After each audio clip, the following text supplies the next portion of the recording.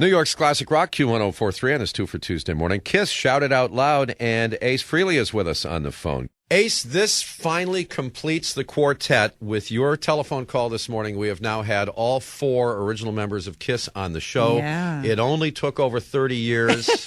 But who's counting? The other 3 have been here in person. You haven't yet, but we're waiting. We're all excited about completing the entire picture. Isn't that special? Well, it is special. You know, It is. and we were just saying, with no offense intended toward anybody, but any of the other guys that ever put on any makeup and got up on the stage as so-called members of KISS, they don't count. We're not including them. Yeah, we don't count them at all. Because the fact is, there were 4 of you that made musical history. Exactly. And it's great to talk with you today. It's great to be on the show, and New York is my hometown, so it's extra special. Well, from the Bronx. The Bronx. From yeah. the Bronx. And you want to hear something crazy? I was in Mount Rushmore the other day, and then from there we went to the Crazy Horse fight where they're doing that whole gigantic sculpture of Crazy Horse. Uh-huh. I met a guy from the Bronx in the museum there, Uh-huh. and me and him were both born in the same hospital. Really? Wow. Which I mean, was what are the odds of that happening? But did he know who you were? Yeah, he asked me for an autograph, and I said, "Where you from?" He goes, "The Bronx." I go, "What?" When he said 161st Street, I said, "Gee, that's right near the hospital I was born." And he goes, "Yeah, I was born there too." So bizarre. Well, that's a good thing. What are the odds of that? And after all, it was your hometown that created a situation that makes you the only member of KISS to ever had a legitimate solo hit. Oh, yeah. You're the only one of the 4 that had a real legit solo hit, and it was your hometown song, New York Groove. Oh, yeah. That's got to make you feel good. Couldn't feel better, about that. I know what you need is another solo hit, and now you've got your band, and you're going to be at the Nokia, but you really got this whole thing going this past Halloween over at the Hard Rock Cafe when you took the stage.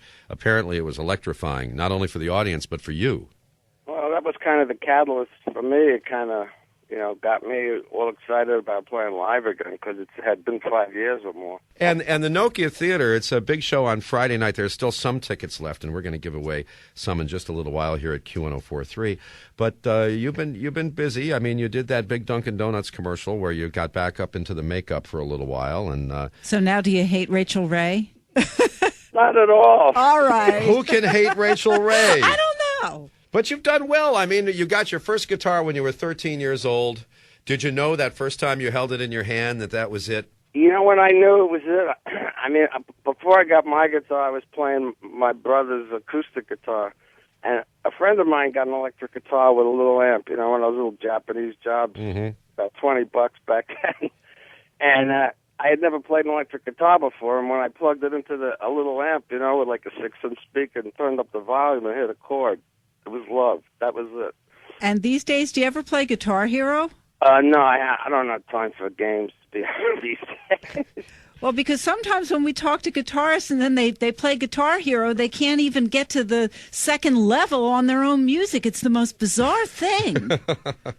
Well, from what I understand, it's not real guitar strings, so you Right. gotta think differently. Exactly. Well, there are a lot of people whose first experiences, of course, of big rock concerts were concerts that you performed in. But, of course, you got to see The Who when they first appeared in New York at the RKO 58th Street Theater on a Murray the K show. And you also saw Zeppelin's first appearance at the Fillmore East. I mean, you saw some great shows when you were a kid. Tim, you've been doing your homework.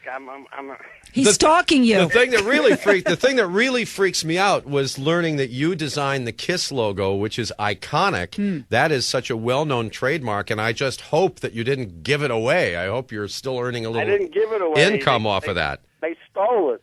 I mean, You stole it. I mean, that is one of the world's most recognizable logos. No, how did you come up with it? I was just sitting in my bedroom, and I drew it up with a felt-tip pen, It just came into your head. Oh, that must make The you... hand had a mind of its own. It's got to make you nuts. But anyway, we've got 3 pair of tickets to give away. 1-888-872-1043 for callers 25, 26, and 27. It's Ace and the band at the Nokia Theater, and that is Friday night in New York City. There's still a few tickets that are available. It should be just a great show. Of course, Ace, a good friend of our Eddie Trunk here at Q1043, and a good friend of everybody who loves rock and roll. And finally, Ace, when the idiots who control the Rock and Roll Hall of Fame finally become sane and they finally do put Kiss where they belong in the hall, everybody will be there, won't they? I don't know. I mean, don't be like everybody else. Come on, you would everybody go, would be wouldn't there, you? wouldn't they? Hey, wouldn't it be a kick in the head if I got in there before Kiss? All right, Ace. Good luck on New York's Classic Rock Q1043. It's John Fogerty center field, and Jose Canseco is with us this morning here at the Q. Vindicated, Big Names, Big Liars, and the Battle to Save Baseball. That's the name of the brand new book. Now, there's a bit of a sad story that you tell, because you allege that your average journeyman professional Major League Baseball player, not just the big stars, felt pressure to enhance their bodies artificially because they were generally in fear of losing their jobs. Because if you're competing against everybody else who's doing it, if you don't do it, you're going to be out of work and forgotten, and that's going to be the end of you.